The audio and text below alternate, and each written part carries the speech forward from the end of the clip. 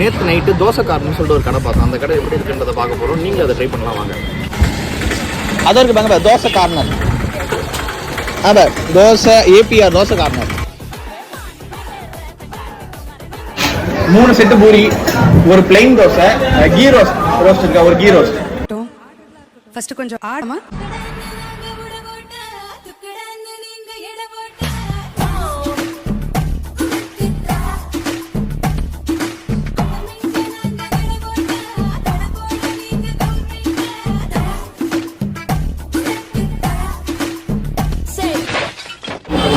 செம்மையாக இருக்குது.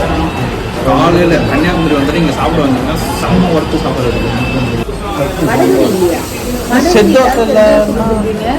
ஆக்சுவலாக அந்த தோசை காரணால் தான் நாங்கள் இன்னைக்கு காலையில் வந்து ஃபுட்டு எடுத்துக்கிட்டோம்.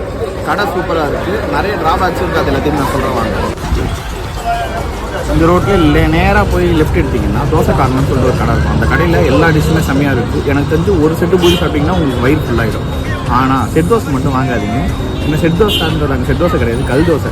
செட் தோசைக்கு வடகரியெல்லாம் கிடையாது. அந்த செட் தோசை மட்டும் சொல்லி ஏமாந்துடாதீங்க. நான் ஏமாந்தேன். மற்றபடி எல்லா டிஷ்ஷுமே நல்லா இருக்குது. கண்டிப்பாக ட்ரை பண்ணி பாருங்கள்.